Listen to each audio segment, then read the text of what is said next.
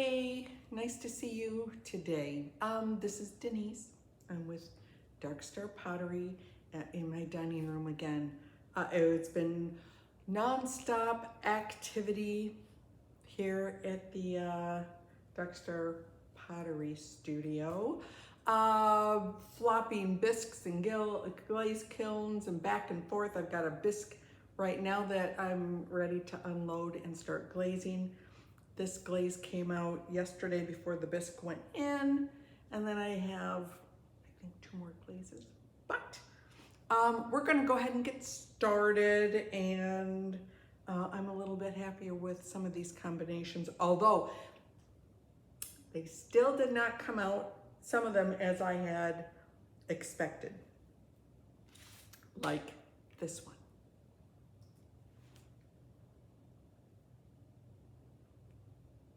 All right, you might say, what is that, Denise?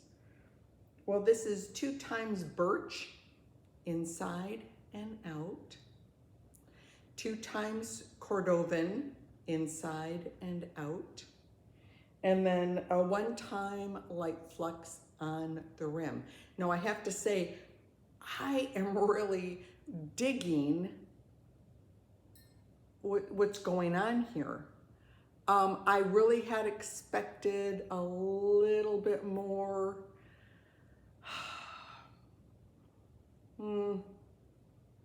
well, I guess more solid coverage. I'm not sure. I mean, where the light flux hit, there's some nice things going on. You know what, I guess this here, behind the handle, can you see that without the glare? I kind of was expecting a little bit more of that, but even a little bit more melty. Oh, maybe here, whoops. Anyway, I think it's kind of fun. It's different. The inside is really cool. And yeah, we're going with it. So conversely, we have this one. Now, this one is 2 times cordovan in and out with 2 times birch over that, and then 1 time light flux on the rim. And actually, this kind of looks like pictures I've seen of the planet like Jupiter. I don't know, maybe. I've been watching a lot of celestial moon, planetary things, but look at this. So exact same glazes, birch, cordovan, light flux. And look at how the order in which you apply makes such a difference. I mean, I just think that's fascinating. That's the beauty and the science of glaze, isn't it? So I think they're both fun. Again, my application was probably not as thick as it could have been. So there are some areas where, you know, that's really, really pretty. I thought maybe everything would be more like this. So I think my application was maybe a little streaky. And I tried to do, you know, vertical and then horizontal and go back and forth, but we'll use some more glaze next time. So, and that was fun. So next up, look at this. This is green opal, Mayco's green opal, 3 times inside and out. And then I did 2 times olive float on the rim, and I really to about here. I don't know if you can see, but there are tons of little tiny things. They aren't sharp. I mean, they don't actually look like necessarily pinholes to me, but there's a ton of them. And so I will pop this in the kiln and refire, but I think that is a fun combination. Green opal and olive float. Yeah, that works. Next, I've got a nice little mug with a new combination to me. This is 2 times birch in and out, and 1 time birch on the medallion here, and then 2 times leather over the birch. What fun is that?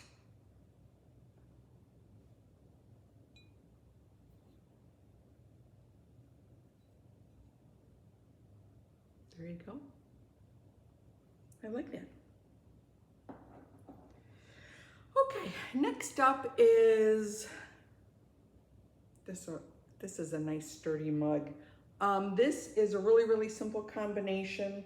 This is 2 times Mayco Peacock in and out. And then 2 times Mayco green tea over the top of that. There, you can't see it on camera really, but there's some beautiful variations. Yeah, you can't even tell.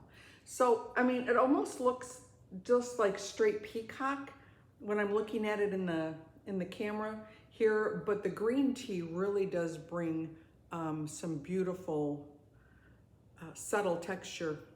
So that actually, this might have really been nice with a flex or something on the rim, and maybe we'll do that next time. But I like that. All righty. Be happy.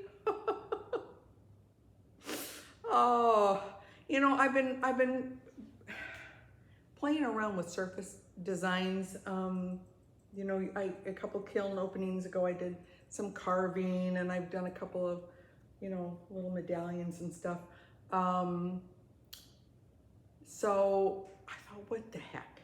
So this is my Be Happy mug. And this is 1 time Honey Flux, in and out. 1 time River Birch, in and out. 1 time Amaco's Marigold, in and out. I mean, you can barely see the marigold. It's peeking through a little bit here, but that almost, Honey Flux sometimes looks like that. I did 1 coat of marigold. I did 1 coat of obsidian on the tag and wiped it back for both the thumb rest and the little medallion here. And then I hand painted around with marigold on the tag. I only did 1 coat, probably could have used another coat. And then I did 1 coat of light flux on the rim.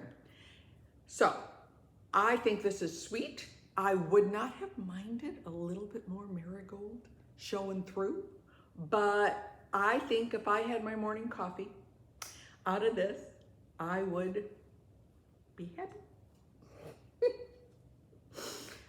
My husband thinks I am a nut. Okay, I had gotten 6 years ago when I got my wheel. Oh, almost 7 years ago now, a little sample bottle of Mayco's lavender mist. And you know, I didn't know what to do with it. I like purple, but it just sat there, and I thought, I'm going to use lavender mist. So first, it's just 4 times lavender mist on the outside. On the inside, because it was just one of those little jars. I did 3 times inside, and then one time Honey Flex, just to make sure that there was good coverage in there. And I did 1 time soft white on the rim. Lavender mist, little trillium stamp. It feels, I don't know, elegant maybe? So I might have to try some more with the lavender mist. And I really, really like the way the soft white looks on the rim. Very nice. Not unhappy with that. This is a combination I've done before, but I like it. I think it's always been successful for me. This is 3 times Coral Ice by Mayco, inside and outside, and then 2 times Amaryllis by Mayco, just here on the rim and a little bit on the thumb rest. And yeah, it's for me, it's simple, but there's just enough interest at the top to make it fun. There's a little bit of amaryllis, you know, inside, but yeah, not bad. Okay, so some of you watched my Oh No Kiln disaster video. So hubby got all the pieces apart, and we ended up losing one just because it gouged through to the bisque, and I tried reglazing it, and it's fine. Actually, he's already claimed it. But you can still see a divot. The glaze, I put several layers on, but it wasn't enough to fill in the divot. But the other three, well, because one just fell over and hit a saucer to a planer. That was easy to fix. But the other two, I was able to save. So if you can remember this one with the little berries on the outside, this is where it was attached. And you know what? It really filled in beautifully. I am thrilled to death. I had never had that happen before, and so I had never had to do any kind of that kind of repair. So I'm just very, very happy. I think it looks great. This is a fun combination as well. This is, what is this? This is 3 times textured turquoise inside and out to about here. And it's 2 times winter wood here. And 1 time light flex at the top. Really simple combination. The textured turquoise really loves playing with the light flux. And really it's seamless where I did the repair. So happy with that. Happy with this one too.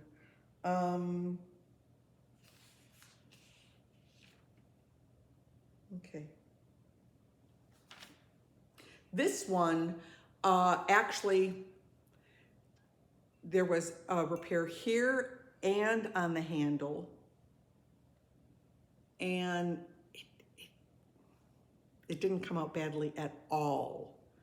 So this is Norris, let me tell you exactly.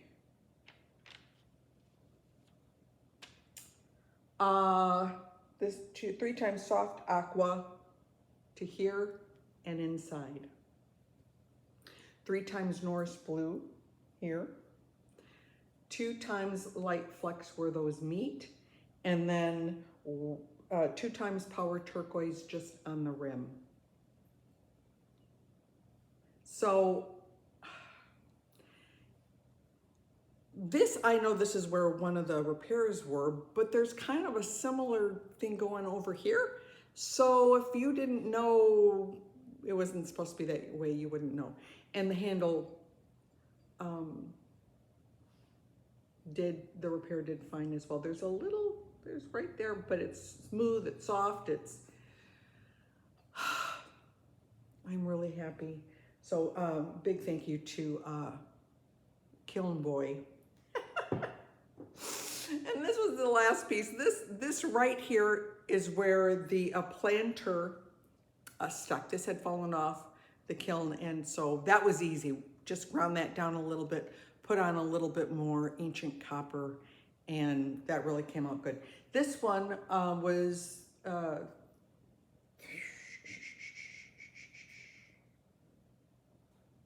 okay, I don't remember now if it was Honey Flex or Flex Blossom, because in my light it almost looks a little bit pink, but that would have been inside and then out to here. 2 times Mayco sea salt here, and I left a gap, and then I put 3 times ancient copper in between, overlapping a little bit. And that's just yummy, you know. So this repair, perfect, seamless. You wouldn't even have known. So I am really, really happy with that. Okay, so as I said, once I turn this off, I'm gonna go unload that bisque fire. I'm gonna be glazing like a mad woman for the rest of the day so that it can, glaze fire can start tomorrow at, I don't know, 6 a.m. And yeah, we pack up the Pottery mobile Saturday evening, and we're gonna hit the road at, you know, the you-know-what of dawn, early start. But I'm excited. This is a new show for me, and I'm really thrilled. So you guys, thank you for watching. Again, I have some new subscribers, and I'm really, really grateful that you're here. If you have questions, comments, leave them below. If you have suggestions on some of these glazing, because like Michelle Dickey, thank you.